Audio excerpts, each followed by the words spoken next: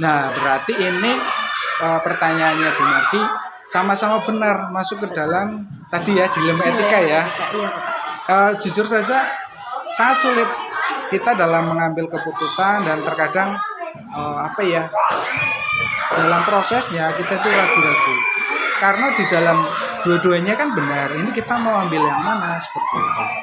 Tentunya sebagai kita dalam di sekolah ya, utamanya saya sebagai yang dipercaya sebagai atasan untuk saat ini, saya tidak pernah dalam pengambilan keputusan itu mutlak respon dari pribadi diri saya.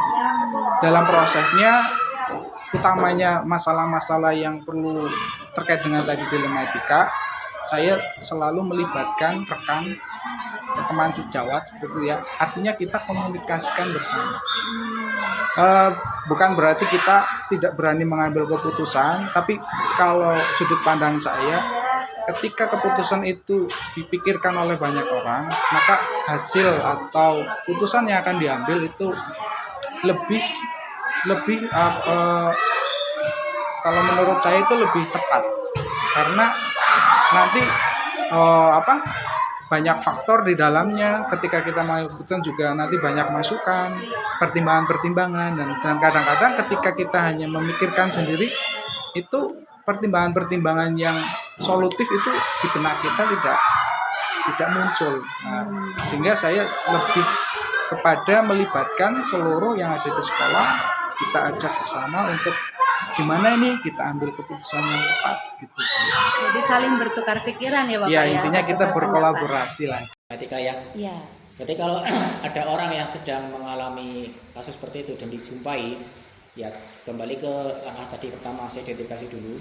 Kemudian setelah diidentifikasi, pengambilan keputusannya bagaimana? Tentunya saya harus melihat ya bahwa dari sudut pandang ketika yang poin A itu benarnya di mana, poin B itu benarnya di mana. Nah, nanti saya komparasi ya. Dua kebutuhan itu atau dua keputusan yang saya akan ambil itu mana yang kira-kira akan berdampak lebih luas ya.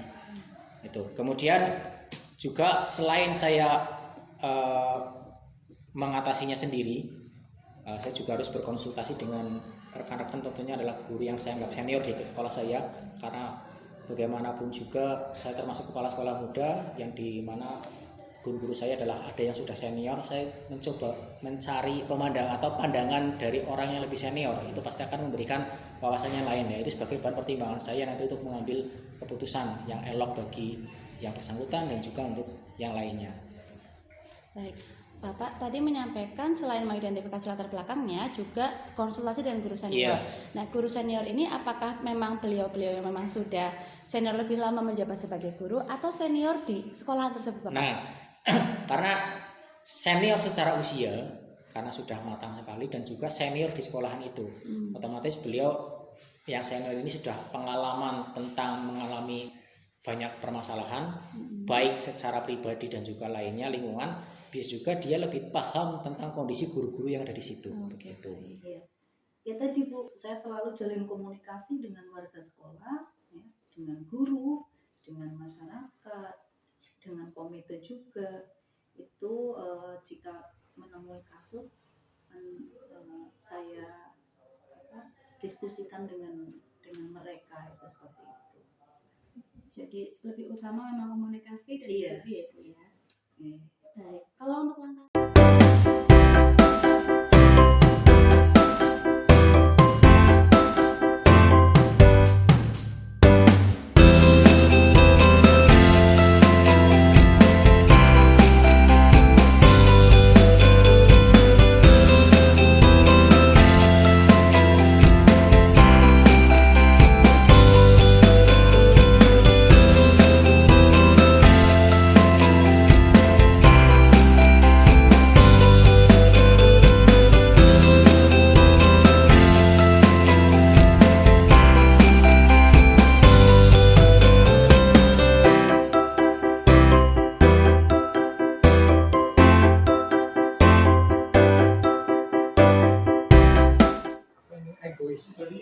Jadi dalam mengambil keputusan apapun tidak boleh egois, egois berarti mementingkan kehendak kita gitu ya.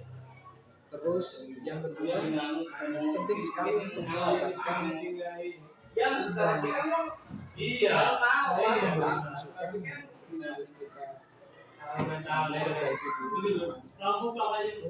Dan yang terakhir yang penting ini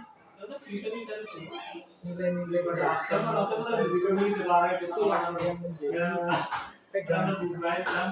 Jadi jangan sampai apa yang kita putuskan itu keluar dari nilai-nilai utamanya yang itu yang harus kita coba. Karena nanti itu kalau kita cerita lebih panjang itu hubungannya kan dengan pertanggungjawaban kita kepada Tuhan. Jadi setiap kali setelah mempelajari sekian di sekolahan dengan berbagai macam kasus yang kecil dan juga yang besar, ada suatu pembelajaran yang saya dapatkan bahwa ketika ada suatu permasalahan yang dialami oleh rekan-rekan, itu saya tidak boleh langsung menjudge ya bahwa itu salah, itu benar, karena ternyata bisa terjadi alasan guru bersangkutan itu melakukan suatu kesalahan itu karena didasari semua yang dia dia melanggar tapi karena sesuatu yang benar begitu. Nah itu kita harus menengok ke situ. Jadi jangan hanya melihat atas kesalahan yang dia perbuat, tapi juga harus memahami apa yang dasarnya dia membuat itu. Kan? Sehingga nanti saya bisa bijak untuk menentukan bahwa ternyata mau memutuskan yang manapun itu benar. Tinggal kita melihat seberapa besar dampaknya nanti di luar terkait masalah pelakunya, kemudian juga ke orang lain dan juga teman-teman. Jadi jangan gegabah dalam membuat keputusan. Nah, juga tapi untuk yang tadi yang rujukan moral ya, itu saya rasa tidak perlu dinego ya. Kalau memang sesuatu yang sudah salah, ya salah begitu. Tidak bisa sesuatu yang salah tapi tidak punya efek kecenderungan benarnya gitu lah. Sudah pasti 100% atau 99% salah, itu ya otomatis sudah tidak bisa. Iya, jadi apa yang bisa saya petik ya, bahwasanya seorang pemimpin itu dalam membuat sebuah keputusan itu tidak boleh terburu nafsu, ya. Memutuskan sesuatu itu bukan atas kepentingan pribadi, artinya ada perasaan ya. Jangan hanya bermain perasaan di sini, tetapi lebih luas lagi harus dilihat dari berbagai macam aspek dan dari berbagai macam sudut pandang itu. Karena keputusan yang kita ambil ya sebagai seorang pemimpin, apalagi pemimpin di sekolah, itu harus bisa melihat apakah keputusan itu bisa dipertanggungjawabkan secara moral. Ya, tentunya moral itu tidak hanya kepada manusia tapi juga kepada Tuhan. Dan juga apakah keputusan yang kita ambil ya, yang saya ambil itu sesuai dengan nilai-nilai kebajikan yang ada gitu.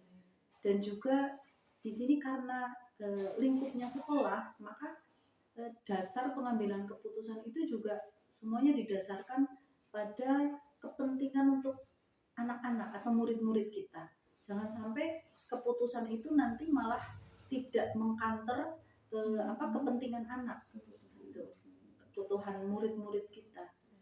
Jadi itu Bu yang bisa saya ambil.